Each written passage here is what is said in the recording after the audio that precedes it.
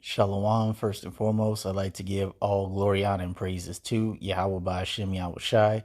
Double honors to the apostle elders, a great millstone who rule well. And salutations to all you brothers out there pushing this word in love, truth, sincerity, and humility. Once again, it's the brother Shatia from the Chicago camp coming back to you with what I hope is another quick and edifying sit down. And this is a little video on World Star, and it's about Emmett Till. Okay, it says grand jury decides to it says grand jury declines to indict Edomite woman whose accusation incited Emmett Till's lynching. All right, we're going to play this video and then we'll get some scripture. The grand jury declines to indict the white woman whose accusation set off the lynching of Emmett Till. The Chicago teenager was killed nearly 7 decades ago. Earlier this year, an unserved arrest warrant for Carolyn Bryan Donham was found inside a Mississippi courthouse. A grand jury was asked to consider the warrant and Donham's newly revealed memoir about Till's kidnapping and also death. After hearing more than 7 hours of testimony from investigators and witnesses, the grand jury determined that there was just not enough sufficient evidence to indict Donham. Till's family says today's announcement is, quote, unfortunate but predictable. Yep. It is unfortunate, but unfortunately it is predictable. All right, because you have to remember, according to Job 9:24, the earth is given into the hands of the wicked. Let's get that. Job 9:24. Okay. And it says that the earth is given into the hand of the wicked. He covereth the faces of the judges thereof. If not, where and who is he? All right. And the wicked is bad Uncle Esau, according to Malachi, all right, the first chapter, the 3rd and the 4th verse. Okay. The wicked are in authority right now, and it's covering up the faces of the Israelites. Those are the true judges of the earth. And because they are covering up who the Israelites are, okay, true righteousness, true righteous judgment does not proceed to go forth throughout the earth. Okay? You only have corruption and scandal that prospers in this world. And if you are not evil, if you are not down with wickedness, and especially if you're not in particularly the nation of Edom, especially the elite, okay, you're not going to get any type of justice over here. You just are not going to get any justice.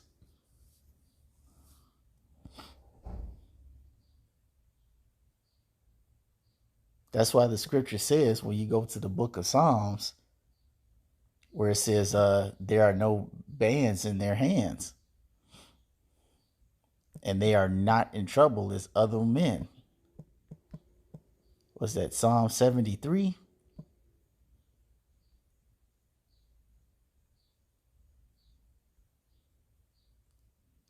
Psalm 73:1, it says, truly the Most High is good to Israel, even to such as are of a clean heart. But as for me, my feet were almost gone. My steps had well nigh slipped. Meaning David began to doubt himself. Why is that? Because we're about to find out. For I was envious at the foolish when I saw the prosperity of the wicked. Here it is. You got a woman that's personally responsible for the death of a young teenager, and she has evidence written down in her memoir of what they did to this child.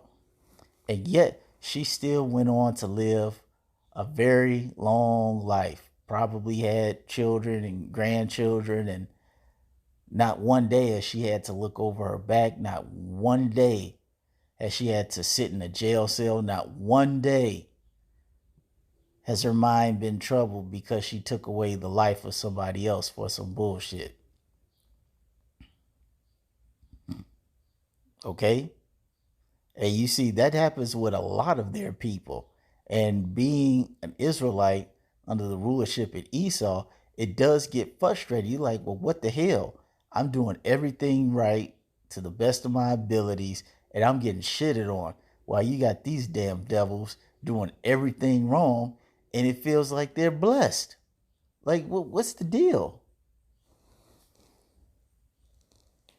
It makes you truly question a lot of things. Like, is there really a God? Is God truly dealing with us, or does He really love everybody? I don't know.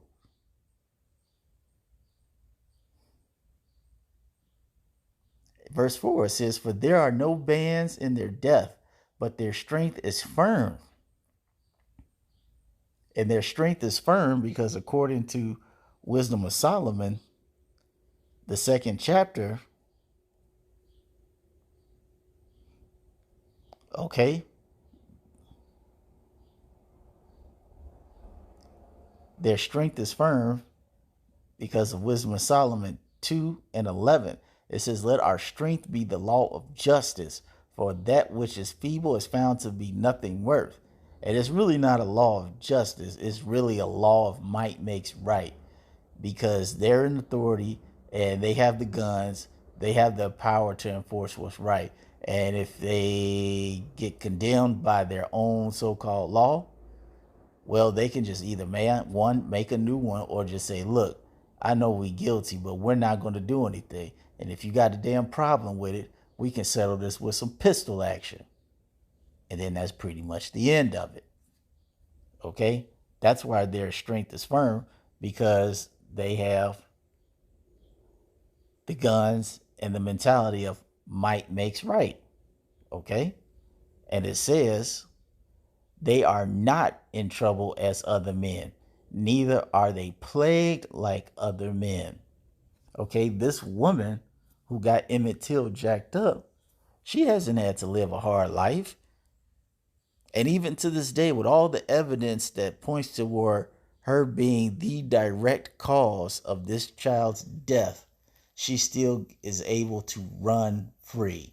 She's still able to go about and live her life, go shopping, go on vacations, see her family. She gets to see and do all of these things with no type of fear of repercussions.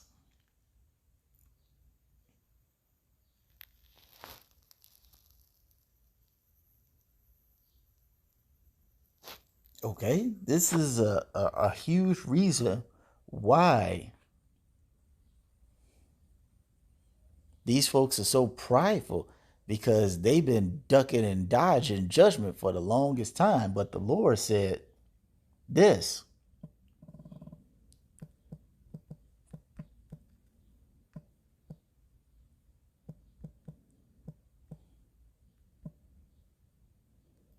Okay, Ezekiel 35 and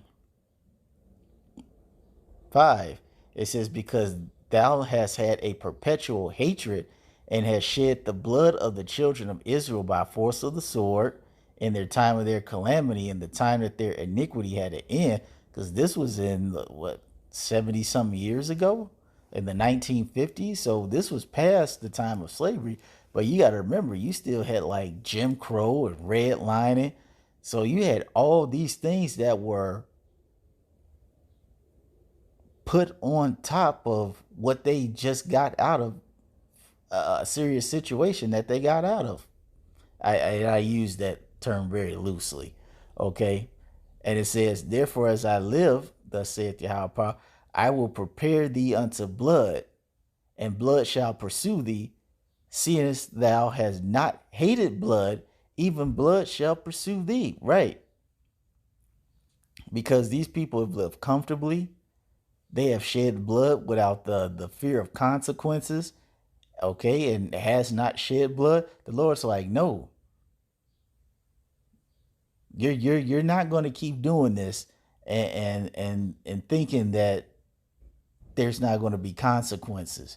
You're not going to just continue to murder, maim, rob, steal, and destroy my people, and I not hold you accountable for it." The Lord's like, "No. Since you hated blood, basically you hate for your blood to be shed. Now the Lord's like, now I'm coming after you. That tab, yeah, it's finally reached to the heavens. I'm coming for you now."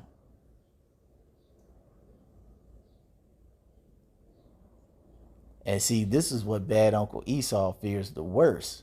He fears that retribution. He feels the fear of centuries of misdealings and underhandedness and mischievous actions. This guy is feeling the fear like, oh shit, we're about to be held accountable for everything that we've done. And it is true.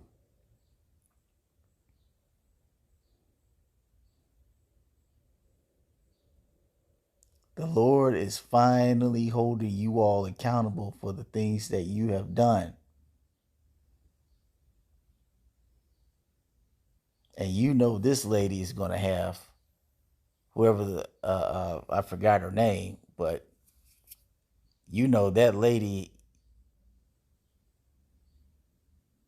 has a terrible judgment coming her way because she's been able to live a long, fruitful life with no fear.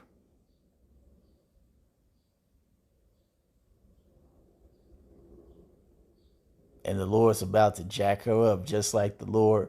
Man, what's that one video it came on a long time ago where some lady was a caretaker for an old Edomite chick, and she broke down and gave her a confession before she died that a little Jake boy that she that she set up to get murdered one day, he hunts her in her sleep, and he hunts her when she's alive. Like he literally appears in front of her, and she's scared. She told her caretaker that boy hunts me every single night. And see, the Lord's about to jack this woman up the same way, if not worse, because she's been living, like I said, she's been living very good. So that's all I wanted to say on that. I hope you're all ratified. Until the next time, I want to say shalom.